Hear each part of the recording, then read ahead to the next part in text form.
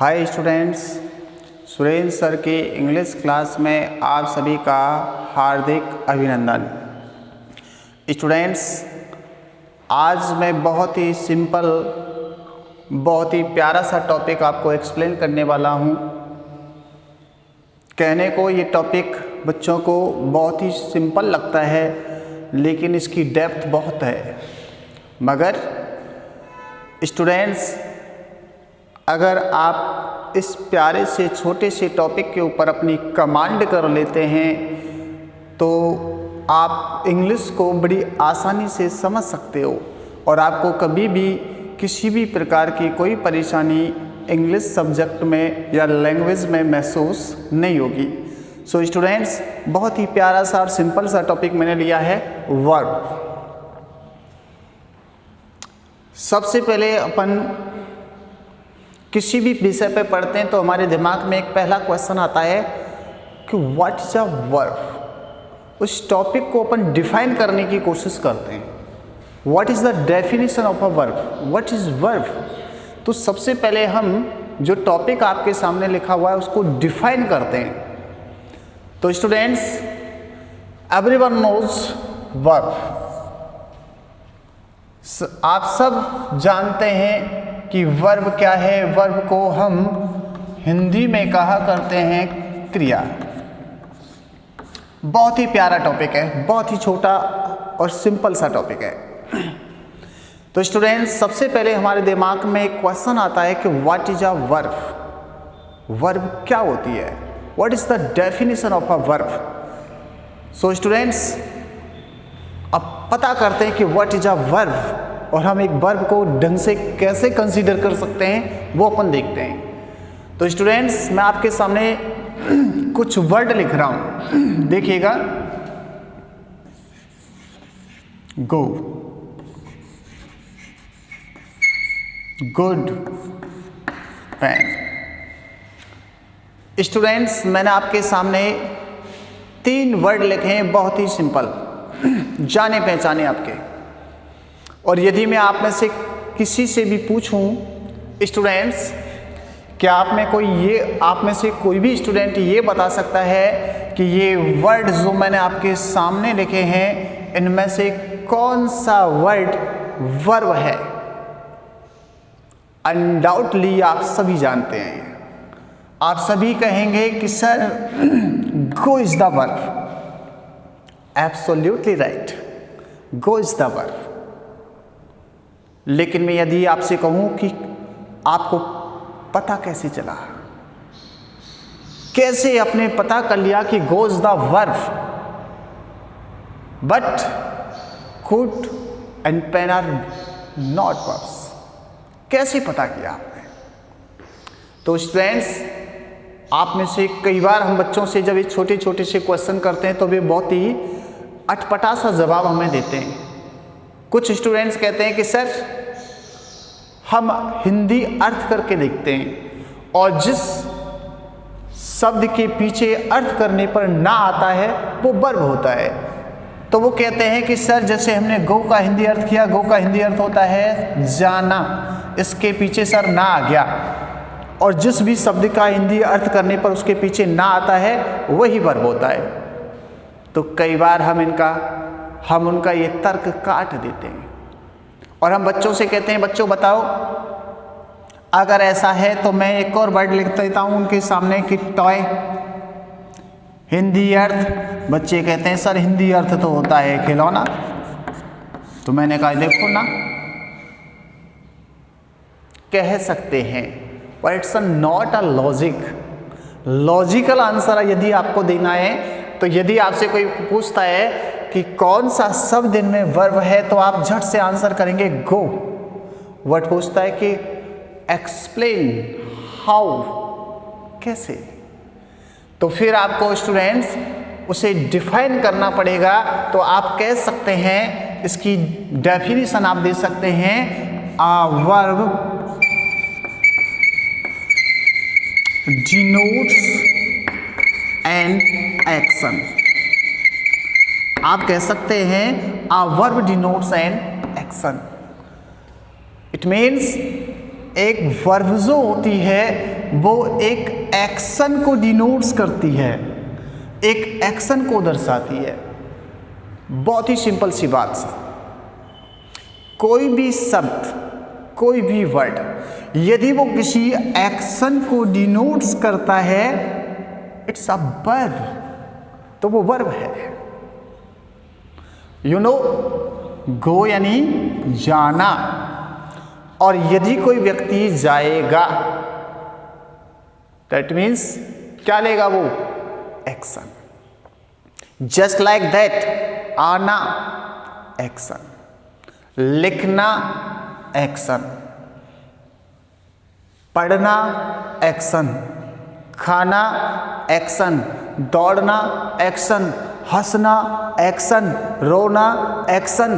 तो बेटा कोई भी वर्ड यदि वो किसी एक्शन को डिनोट्स करता है, इट्स अ वर्ब। तो आप आसानी से कह सकते हैं कि कोई भी वर्ड यदि किसी एक्शन को डिनोट्स करता है, वही वर्ब है। जी हाँ स्टूडेंट्स, आपको यही लॉजिक देना है, उस ऐसे ही डिफाइन करना है। तो we can say only go word denotes an action, or any word that denotes an action is a verb. So students, अभी हमने आपको बताया कि verb क्या होता है, आगे जानकारी लेते हैं। स्टूडेंट्स, ये हमने आपको डिफाइन करके बताया कि आ वर्ब डिनोट्स एन एक्शन। एक वर्ब जो होती है किसी भी एक्शन को डिनोट्स करती है, जैसे कि यहाँ एक्शन डिनोट्स करने वाला वर्ड है गो।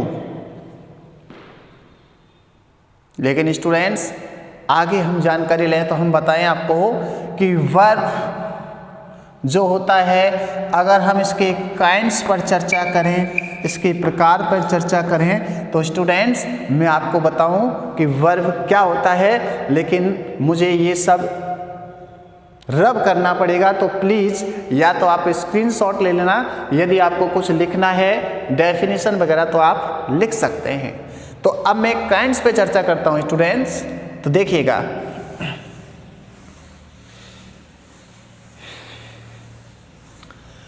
बेसिकली इंग्लिश ग्रामर में वर्ब को दो पार्ट्स में डिवाइड कर दिया जाता है।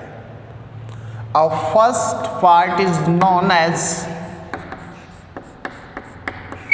Auxiliary verb and second is known as principal verb.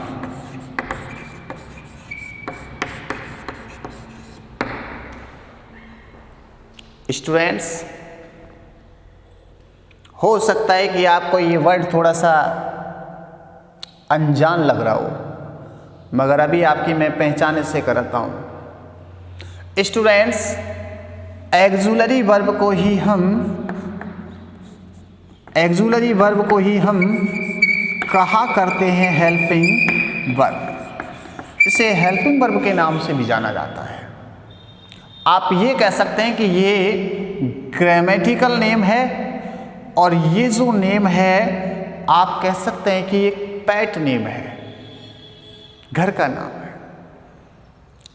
But it is also known as supporting verb. जी हाँ, इसे सपोर्टिंग वर्ब के नाम से भी जाना जाता है। लेकिन नाम अनेक है, मतलब एक ही है। स्टूडेंट्स, आपको तो पता है भगवान के बारे में भी हम कहा करते हैं कि तेरे नाम अनेक तू एक ही है। जस्ट लाइक दैट, नाम भले ही अलग अलग हों, अलग अलग नामों से जाना जाता हो, लेकिन मतलब एक ही है। स्टूडेंट्स, क्या आपने सोचा आपने कभी सोचा है, अगर नहीं सोचा तो सोचना, कि इंग्लिश में टोटल एक्सुलरी वर्ब्स कितनी हैं? इंग्लिश में टोटल हेल्पिंग वर्ब्स कितनी हैं? क्या आप बता सकते हैं? अगर आप बता सकते हैं तो गुड। अगर नहीं बता सकते तो आप सुनिएगा प्लीज, आप सोचना। स्टूडेंट्स, अगर हम बात करें तो हम आपको बता दें कि ये इंग्लिश रूपी स्वेटर 24 हेल्पिंग वर्ब रूपी फंदों से बना हुआ है। तो हम कह सकते हैं इंग्लिश में टोटल एक्सुलरी वर्ब्स होती हैं 24। और स्टूडेंट्स, आप तो जानते हो, मान लीजिए किसी परिवार में 24 कैंडिडेट्स हैं, तो आप बताइए कि वो फैमिली जो है छोटा है या बड़ा फैमिली है? यस, बड़ा फैमिली है। इसी प्रकार से बेटा एक्सुलरी वर्ब्स का जो फैमिली है ये काफ़ी बड़ा है, इसमें 24 कैंडिडेट्स हैं। और यदि कोई फैमिली बड़ा होता है तो जाहिर सी बात है कि कैंडिडेट्स के बीच में आपसी मतभेद पैदा हो जाता है। और मतभेद जब कैंडिडेट्स के बीच में पैदा होते हैं तो इसका रिजल्ट डिवाइड, बंटवारे के रूप में निकलता है। जस्ट लाइक दैट ये फैमिली बहुत बड़ा था, 24 कैंडिडेट्स थे इस परिवार में। जब इनमें मतभेद पैदा हुआ तो ये परिवार 2 हिस्सों में डिवाइड हो गया।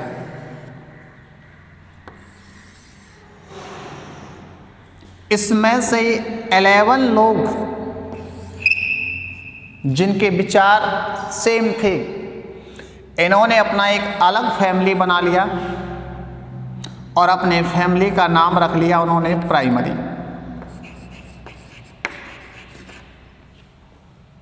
जी हाँ स्टूडेंट्स, और इसमें से जो 13 निकल के गए उन्होंने भी अपना एक अलग फैमिली सेट कर लिया और उन्होंने अपना फैमिली का जो नेम था वो रखा मॉडल्स।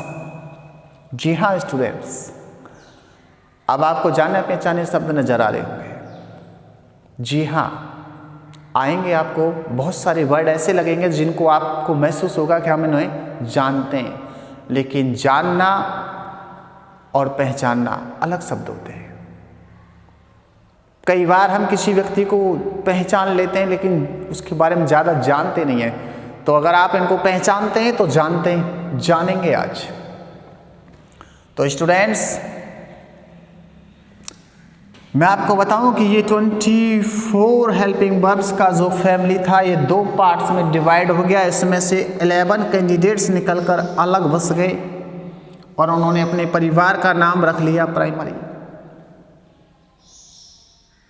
और इसमें से 13 निकलकर अलग बस गए जिन्होंने अपने परिवार का नाम रख लिया था मॉडल्स। कैंडिडेट्स, मैं आपको बताऊं कि आपके दिमाग में एक क्वेश्चन आ रहा होगा कि ये 24 कैंडिडेट्स कौन कौन से हैं, जरा हम एक बार इनको देख तो लें। तो स्टूडेंट्स, मैं आपको इन 24 कैंडिडेट्स का परिचय कराता हूं। स्टूडेंट्स, ये जो प्राइमरी हेल्पिंग वर्ब है जो 11 है, इनका फैमिली देखिए। आपकी बच्चों वाली भाषा में बात करें जिससे आपको इजीली समझ में आ जाए तो मैं कहूं बेटा कि ये 11 कैंडिडेट्स जो हैं ये कौन कौन से होते हैं? देखिए, ये 3 सदस्यों का परिवार था जिसमें से एक कैंडिडेट हम कह सकते हैं डू है, और डू का परिवार बनता है, डू से बनता है बेटा डज और इसी से बनता है डिड। ये डू का परिवार है। जस्ट लाइक दैट एक कैंडिडेट है हैव, और स्टूडेंट्स हैव का परिवार है हैज और इसी से बनता है हैड। इसी प्रकार से एक कैंडिडेट इसमें है टू बी वर्ब। जी हाँ स्टूडेंट्स, टू बी वर्ब। अब आप कहेंगे कि ये क्या होती है, तो इसके बारे में आपको केवल 2 मिनट के बाद मैं आपको एक्सप्लेन करूंगा डीपली। स्टूडेंट्स, अब थोड़ा हम इधर आते हैं। मैंने कहा था कि 13 निकलकर जो अलग बसे उन्होंने अपने परिवार का नाम रखा था models. Everyone knows models, I mean मैं आप स्टूडेंट्स की बात कर रहा हूं। 13 मॉडल्स के बारे में स्टूडेंट्स आप जानते हैं, नहीं जानते तो आप सुनना। बेसिकली विशेष रूप से वो स्टूडेंट्स सुने हैं जो कॉम्पिटिशन्स की तैयारी कर रहे हैं, क्योंकि जब वो स्कूलिंग में होते हैं कई बार उनको ये बेसिक टॉपिक्स उनसे या तो अनफॉर्चुनेटली निकल जाते हैं या उनको ऐसी चीज़ें कोई बताता नहीं है। तो कॉम्पिटिशन्स की तैयारी करने वाले स्टूडेंट्स विशेष रूप से ध्यान दें, ये बेसिक टॉपिक उनके बहुत काम आएगा। तो स्टूडेंट्स, मॉडल्स के बारे में मैं आपको जानकारी देता हूँ। कितने सदस्य हैं? 13। कौन कौन से हैं देखिएगा। देखिए इनका फैमिली में है can, could, will, would, shall, should, may, might, must, used to, ought to. और स्टूडेंट्स, एक वर्ड होता है डेयर और नीड, ये दोनों इंटरोगेटिव सेंटेंसेस में और नेगेटिव सेंटेंसेस में यूज में ली जाती हैं, मगर काउंट इन्हीं के साथ होती हैं। तो स्टूडेंट्स काउंट करते हैं। देखिए 1 2 3 4 5 6 7 8 9 10 11 12 13। जी हाँ स्टूडेंट्स, ये 13 से ही कहलाते हैं मॉडल्स। एक और प्यारी बात बता दूं स्टूडेंट्स, ये मॉडल शब्द आपको पता हो तो इंग्लिश में एक वर्ड है मूड। कई बार हम आपस में पूछते हैं एक दूसरे से, आज पढ़ने का मूड नहीं है। मूड मानसिक स्थिति, मनोदशा। तो जैसा कि इसके अर्थ से ही पता चल जाता है कि मूड यानी कि मनोदशा, मानसिक स्थिति, और मूड से ही बना है मॉडल्स। यस, जी हाँ, ये जैसा कि आपको अर्थ से ही विदित हो रहा है कि ये वो हेल्पिंग वर्ब्स होती हैं जो किसी व्यक्ति के मूड को, उसकी मानसिक दशा को कर देती हैं व्यक्त। इसीलिए स्टूडेंट्स हम इनको कहा करते हैं मॉडल हेल्पिंग वर्ब्स। फिर आप कहेंगे सर ये प्राइमरी, जी हाँ स्टूडेंट्स, प्राइमरी वर्ड आपका सभी का बिल्कुल पहचाना हुआ वर्ड है। जानते हैं तो जानकारी है कि प्राइमरी का शाब्दिक अर्थ होता है प्राथमिक, और ये वर्ड आपका बहुत ही ज़्यादा परिचित वर्ड है। आप में से हर कोई जानता है प्राथमिक। सबसे पहले आप जिस छोटे स्कूल में पढ़ने जाते हैं वो प्राइमरी स्कूल ही होता है, प्राथमिक विद्यालय। दैट मीन्स जैसा कि इसके अर्थ से ही पता चल रहा है कि प्राइमरी यानी कि प्राथमिक, प्राथमिक यानी सबसे की पहली। जब हम इंग्लिश पढ़ते हैं तो हमारी प्राथमिक जो आवश्यकता को पूरा करती हैं वो यही हेल्पिंग वर्ब होती हैं, इसीलिए हम इनको कहते हैं प्राइमरी हेल्पिंग वर्ब्स। लेकिन आप सोच रहे होंगे सर आपने डू, डज, डिड 3 ये बताए, हैव, हैज, हैड 3 ये बताए, ये तो 6 ही हैं, और आप कह रहे हैं कि 11 होते हैं। जी हाँ 11 होती हैं, अभी आपको बताएंगे 11 कैसे होती हैं। आपको टू बी वर्ब का जो फैमिली है उससे भी परिचय कराएंगे केवल 2 मिनट के बाद। सो स्टूडेंट्स जरा देखिएगा, कंफ्यूज नहीं हो। दोबारा से चलते हैं वर्ब के पास। मैंने आपको बताया था कि वर्ब्स को हम 2 पार्ट्स में डिवाइड कर देते हैं। One is known as auxiliary verb, second part is known as principal verb. Yes, देखिएगा स्टूडेंट्स, ये वर्ड आपका बहुत पहचाना हुआ है। आपका कंफ्यूजन अगर हो तो दूर हो जाए तो मैं आपको बताऊंगा one word is also pronounced principal, that is principal। जी हाँ, आपको इनमें कंफ्यूजन नहीं हो इसलिए बता दूं कि बेटा स्टूडेंट्स ये जो प्रिंसिपल वर्ड है इसका मतलब होता है सिद्धांत। जी हाँ, बिल्कुल सही समझा आपने, सिद्धांत। और ये प्रिंसिपल आप जानते हैं, आपने स्कूल समय सुना होगा। जी हाँ, प्रधान, प्राचार्य। बेटा, इस प्रिंसिपल वर्ब को मेन वर्ब के नाम से भी जाना जाता है। जी हाँ, मेन वर्ब के नाम से भी जाना जाता है। और मेन वर्ब जैसे ही मैंने आपको यहाँ सामने लिखा है, आपको झट से समझ में आ गया कि मेन वर्ब क्या होती है, क्योंकि आपने ये वर्ड बहुत सुना है। तो मेन वर्ब के नाम से भी बेटा इसको जाना जाता है, प्रिंसिपल वर्ब को। मेन वर्ब्स इंग्लिश में बहुत सारी है, हम इनको लिमिटेड नहीं कर सकते, नो लिमिट, हजारों की संख्या में है। लेकिन एक बात ध्यान रखना कि बेटा ये हजारों की संख्या में हैं, इन्हें घटाया बढ़ाया भी जा सकता है, मगर जितनी भी है, जितनी भी मेन वर्ब्स होती हैं, जितनी भी प्रिंसिपल वर्ब्स होती हैं, उन सभी वर्ब्स की बनती हैं फॉर्म्स, अर्थात उनके रूप तैयार हो जाते हैं। जी हाँ स्टूडेंट्स, आपने संस्कृत में राम के रूप पढ़े होंगे। जी हाँ, ठीक वैसे इंग्लिश में जितनी भी मेन वर्ब्स होती हैं, सबकी फॉर्म्स तैयार होती हैं, सभी के रूप तैयार होते हैं। और किसी भी मेन वर्ब की हम 5 फॉर्म्स तैयार कर सकते हैं। 5 फॉर्म्स होती हैं किसी भी मेन वर्ब की। जी हाँ स्टूडेंट्स, आपको याद दिला दूं कि जब मैंने वर्ब टॉपिक को डिफाइन किया था तो मैंने एक एग्जाम्पल आपके सामने रखा था, छोटा सा, यस, गो।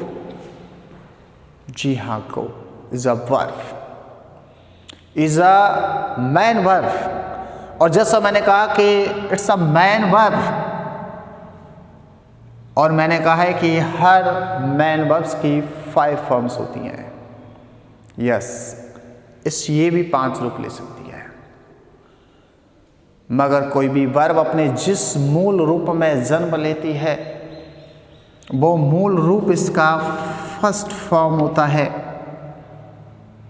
और स्टूडेंट्स, आप जानते हैं कि इसकी सेकंड फॉर्म होती है वेंट, और इसकी थर्ड फॉर्म होती है गॉन। जी हाँ स्टूडेंट्स, एक बात आप ध्यान रखना, हर मेन वर्ब की फर्स्ट, सेकंड और थर्ड फॉर्म इंग्लिश में पहले से ही डिसाइडेड हैं, निर्धारित हैं, फिक्स्ड हैं। इनमें हम चाहकर भी कोई चेंज नहीं कर सकते, अर्थात हम इनके साथ कोई छेड़छाड़ नहीं कर सकते। अगर आप में से कोई भी मुझसे ये पूछे कि सर गो की सेकंड फॉर्म वेंट ही क्यों बनती है, कुछ और क्यों नहीं बनती, I can't reply, I can't answer, because ये कुतर्क है। तर्क वितर्क से रहस्य निकलता है, कुतर्क से नहीं निकलता बच्चों। फिर से सुने, हर वर्ब की फर्स्ट, सेकंड और थर्ड फॉर्म्स इंग्लिश में पहले से ही निर्धारित हैं, उनके साथ हम कभी कोई छेड़छाड़ नहीं कर सकते। यस, मगर किसी भी फॉर्म की हम, किसी भी वर्ब की हम 4th फॉर्म और 5th फॉर्म घर पर बना सकते हैं, अर्थात होममेड, उन्हें घर बनाया जा सकता है। जी हाँ स्टूडेंट्स, अगर हम इस गो की 4th फॉर्म तैयार करना चाहें तो इस गो यानी कि इस फर्स्ट फॉर्म को, इस गो वर्ब को हम यदि आईएनजी वाली साड़ी पहना दें तो ये 4th फॉर्म बन गई, गोइंग। जी हाँ स्टूडेंट्स, इसी प्रकार से हम किसी भी मेन वर्ब की 5th फॉर्म भी घर पे ही तैयार कर सकते हैं, और उसके लिए आपको कोई विशेष खर्चा नहीं करना। स्टूडेंट्स, एक छोटी सी बात याद रखनी है कि जो फर्स्ट फॉर्म है गो, उसके फोरहेड पर, उसके माथे पर आप 2 वाला टीका लगा दो और 5th फॉर्म बन के हो जाएगी तैयार। जी हाँ, बट स्टूडेंट्स एक बात विशेष रूप से आपको ध्यान रखनी है, ये जो नाम मैं बोल रहा हूँ, first, second, third, 4th, 5th, these are pet names, ये रियल नेम नहीं है स्टूडेंट्स। आपको इनके रियल नेम के बारे में जानना ही चाहिए अगर आप वास्तव में इंग्लिश में डीप नॉलेज लेना चाहते हैं। यस स्टूडेंट्स, मैं आपको बता दूं, फर्स्ट फॉर्म जिसको हम प्यार से कहते हैं उसका असली नाम होता है प्रेजेंट प्लूरल फॉर्म। जी हाँ स्टूडेंट्स, प्रेजेंट प्लूरल फॉर्म, कुछ लोग इसे बेस फॉर्म भी कहते हैं। और स्टूडेंट्स इसे इन दोनों नामों से जाना जाता है। और सेकंड फॉर्म को ग्रामर की भाषा में कहा जाता है पास्ट फॉर्म। जी हाँ स्टूडेंट्स, पास्ट फॉर्म के नाम से जाना जाता है। और थर्ड फॉर्म का रियल नेम, समझ रहे हो ना स्टूडेंट्स। रियल नेम से मतलब मेरा ये है कि जब इनका जन्म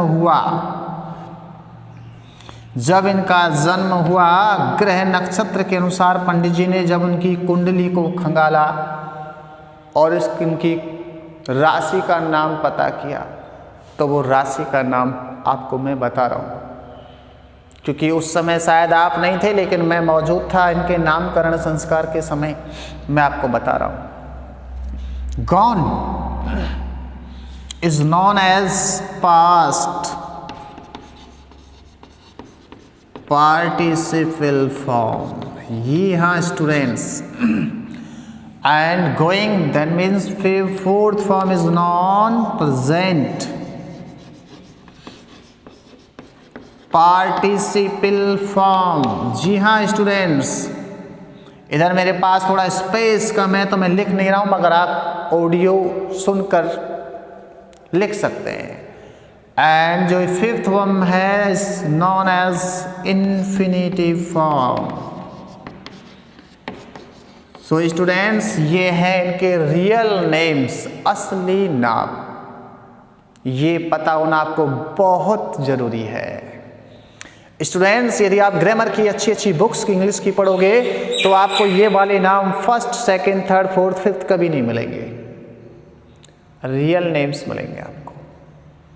इसलिए आप इनको ढंग से कंसीडर कर लें, लर्न कर लें। जी हाँ स्टूडेंट्स, मैं थोड़ा वापस लेके चलूँगा आपको। मैंने फॉर्म्स पे चर्चा की है, मैं वापस आपको लेके चलता हूँ एक्सुलरी वर्ब को जानने के लिए। मैंने बताया auxiliary verb is also known as helping verb and supporting verbs. मैंने आपको बताया था कि टोटल होती हैं 24। जो पहला परिवार इसका था 11 का, जिसे हम प्राइमरी हेल्पिंग वर्ब्स कहते हैं। स्टूडेंट्स मैंने इसके बारे में बताया कि ये 3 कैंडिडेट्स के फैमिली थे, डू, हैव और तीसरा मैंने बताया बी। स्टूडेंट्स बी के बारे में मैं आपको बता दूं कि बी जो है इंग्लिश में एक मैन वर्ब भी होती है, जब इसका हिंदी अर्थ होता है होना। और मैंने आपको बताया कि हर मैन वर्ब जो होती है उसकी फॉर्म्स बनती है, और कितनी बन जाती हैं स्टूडेंट्स? 5। तो जी हाँ, इसकी भी 5 फॉर्म्स बनती हैं। स्टूडेंट्स स्क्रीनशॉट ले लेना या फिर आप नोट कर लेना, मुझे थोड़ा सा रब करना पड़ रहा है इस आपको समझाने के लिए। जी हाँ स्टूडेंट्स, मैंने आपको बताया कि बी भी एक मैन वर्ब है, इसका हिंदी अर्थ होता है होना। और मैं आपको बता चुका हूं कि हर मैन वर्ब की 5 फॉर्म्स होती हैं। जी हाँ, ये वाली। जब ये मैन वर्ब है तो इसकी भी कितनी फॉर्म्स बनेंगी स्टूडेंट्स? 5। इसकी फर्स्ट फॉर्म होती है स्टूडेंट्स, जी हाँ ये वाली। आपको समझ में आया स्टूडेंट्स? आप इन तीनों से परिचित हो, लेकिन मैं आपको बता दूं इन तीनों की मम्मी का नाम है यस। जी हाँ, इसकी सेकंड फॉर्म होती है स्टूडेंट्स वाजवर। आप इनसे भी परिचित हैं। और आपको पता है इन दोनों की मम्मी भी कौन है? जी हाँ स्टूडेंट्स। और थर्ड फॉर्म बनती है इसकी बीन। और जैसा मैंने बताया कि किसी भी मैन वर्ब की 4th फॉर्म होममेड होती है, घर बना सकते हैं, मगर रेसिपी आनी चाहिए। रेसिपी में कुछ विशेष नहीं है स्टूडेंट्स, जो मेन वर्ब होती है मुख्य उसमें जोड़ देते हैं आईएनजी फोर्थ फॉर्म। और फिफ्थ फॉर्म के लिए मैंने बताया था कि ये भी सिंपल है, इसमें टू का टीका लगाइए और बन जाती है। सो स्टूडेंट्स इस प्रकार से ये इसकी 5 फॉर्म्स हो गई, मगर इनमें से ये 5